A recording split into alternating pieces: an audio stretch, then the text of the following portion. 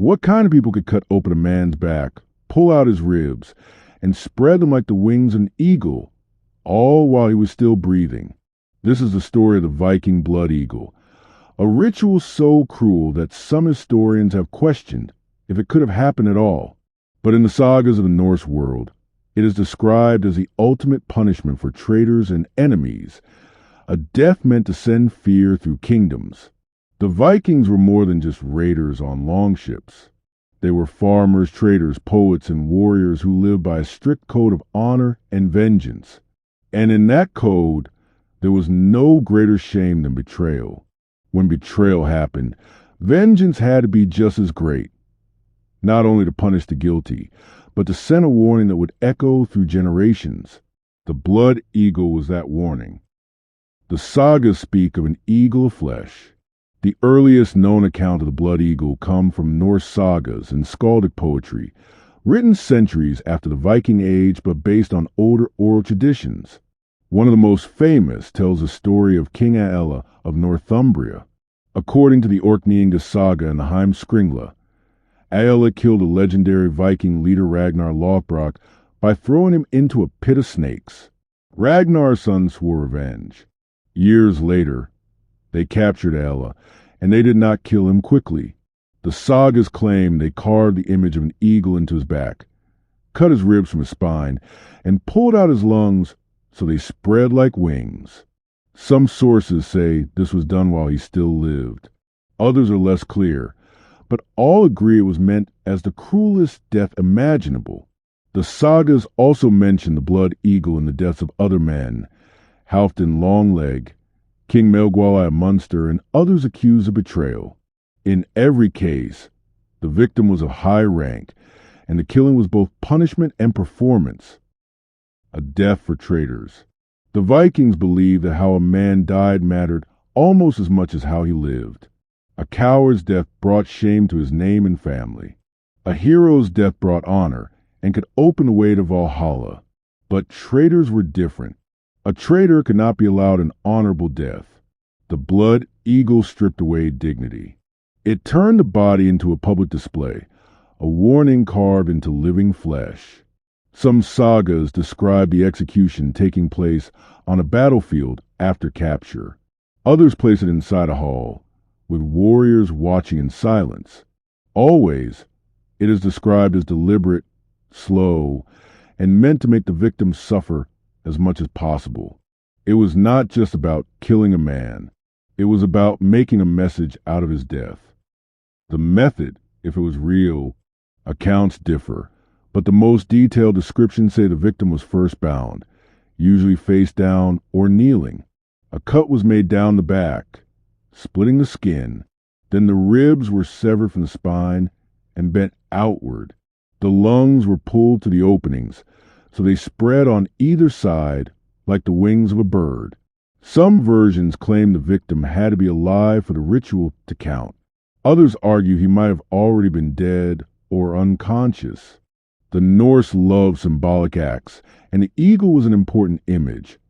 A bird of Odin, a sign of victory, a scavenger of the battlefield.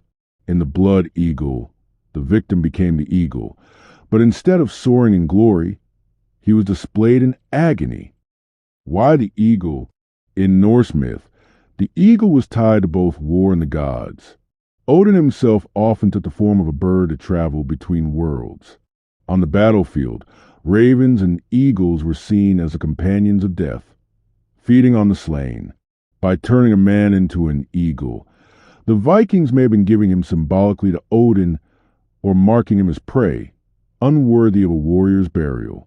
The act was as much religious as it was political. The eagle also carried another meaning, freedom. By breaking a man open and turning him into an eagle, the executioner might claim to set his spirit free, though in a way that mocked the victim. The debate, did it really happen? Not all historians believe the Blood Eagle happened exactly as described. Some say the sagas, written centuries later, exaggerated Viking cruelty to make better stories, or make the Norse seem more fearsome to their enemies. Others argue that the descriptions may be poetic metaphors.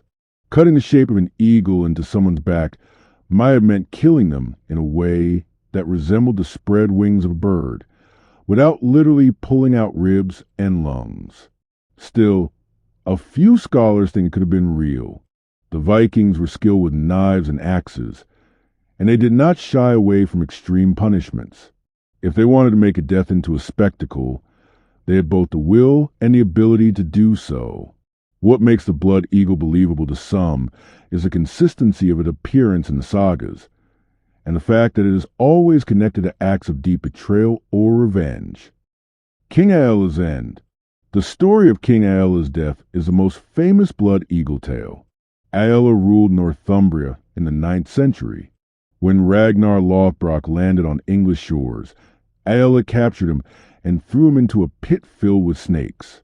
Ragnar is said to have died slowly, singing of his son's vengeance. When the great heathen army, a coalition of Viking forces led by Ragnar's sons, invaded England in 865, Aella was one of their main targets. The sagas claim they captured him during the battle for York in 867. The Ragnar Sona, A with the QTR, the tale of Ragnar's sons, says they decided to give him the blood eagle as repayment for their father's death. The account is brutal. The carving of the eagle into his back, the pulling of ribs, the spreading of lungs. Some versions say Aella did not cry out, which in Viking culture could be seen as facing death bravely. Others say he screamed until the end. Historically, we know Aella died in battle against the Vikings, but the exact manner of his death is unclear. Still, the sagas keep the blood eagle as a poetic and symbolic end for the man who killed Ragnar. A message in blood. Whether or not every detail is true, the blood eagle served its purpose in Viking storytelling. It told enemies that betrayal would be punished in ways worse than death. It gave warriors a tale to pass down in halls lit by fire, each retelling keeping the fear alive. Even today, more than 1,000 years later, the phrase blood eagle can send a shiver down the spine. Other deaths by the blood eagle. King Ælla may be the most famous victim in the sagas, but he was not the only one. In the Orkneyinga saga, the Norwegian Earl Thorfeinar is said to perform the blood eagle on Halfdan Longleg, son of King Harald Fairhair. Halfdan had raided Orkney and killed Einar's father. When Einar caught him, he carved the eagle on his back, with all the ribs severed from the spine, as revenge. The Irish annals of the Four Masters tell of King Maelgwalai of Munster, killed in 859 by Norsemen. Some later interpretations suggest the manner of his death resembled the blood eagle, though the records are brief. These accounts share two details. The victim was high-ranking and the death was public. This wasn't a hidden execution. It was meant to be seen. The killers wanted the act remembered. Viking law and extreme punishment. To understand why the blood eagle was possible, you have to understand Viking justice. The Norse legal system was based on a thing, a gathering of free men who could settle disputes, pass judgments, and punish criminals. Most cases ended in fines, banishment, or regular execution. But when the crime was betrayal, murder of a family member, or breaking a sacred oath, the punishment had to match the insult. Betrayal was seen as more than a personal attack. It was an attack on the honor of an entire family or even community. That meant the punishment had to restore that honor in the most visible way. This is why the blood eagle, if it happened, fit within Viking thinking. It wasn't just cruelty for cruelty's sake.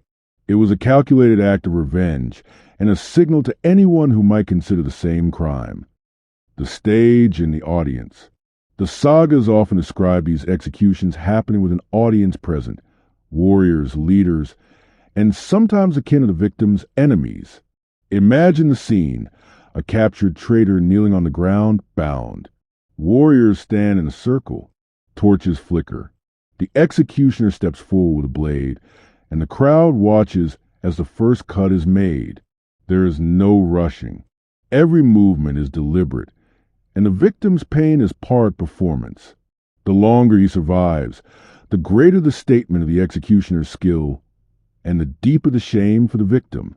Some descriptions even suggest the executioner would recite poetry or speak of the victim's crimes as the act took place, making sure everyone understood why this was happening. Evidence or legend. Modern historians are divided over whether the Blood Eagle was real. Some, like Dr. Roberta Frank of Yale University, have argued that the ritual was a misunderstanding of Old Norse poetry.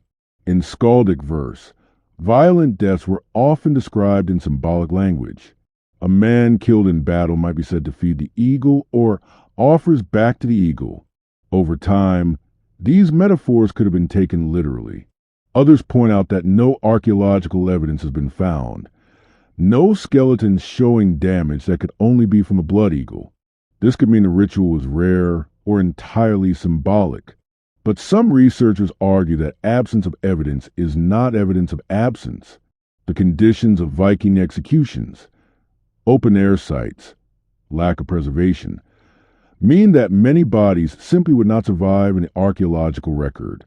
And if the act was performed only a few times in extreme cases, finding remains would be unlikely.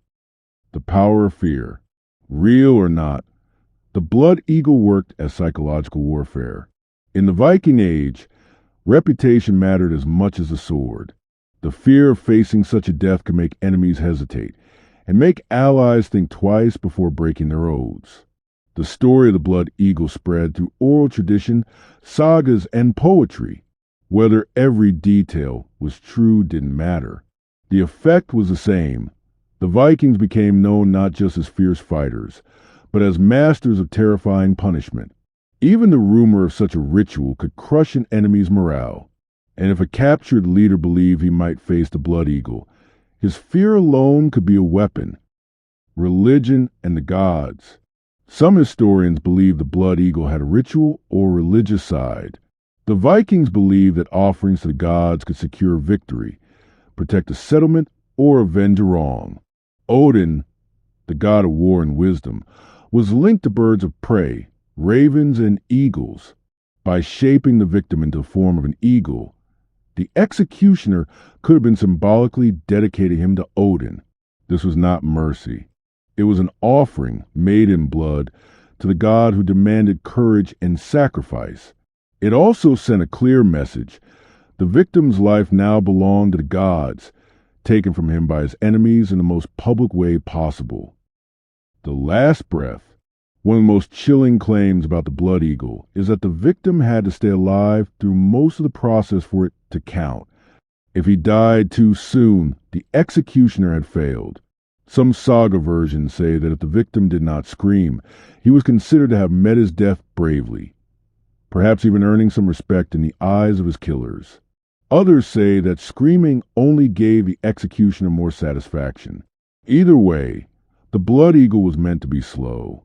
It was a test of the victim's endurance and the executioner's precision. Why the story endures. More than 1,000 years after the Viking Age, the Blood Eagle still captures the imagination. It appears in modern TV shows, films, and books, often shown as the ultimate example of Viking cruelty. Part of its power is that it sits on the edge between truth and myth. It might have happened. It might have been poetry turned into rumor. But the fact that we still talk about it shows how effective it was as a story and as a tool of fear. In Viking culture, the spoken word was as powerful as a sword. If the Blood Eagle began as a story, it became as feared as reality. The question for us, whether it was performed exactly as the sagas describe or not, the Blood Eagle was a message. It told the world that some betrayals could never be forgiven, and that those who crossed the wrong people would die in a way remembered for centuries. So, what do you think? Was the Blood Eagle a real ritual of torture, or a legend created to terrify the enemies of the Vikings? And if it was real, was it the cruelest death in history? Comment below.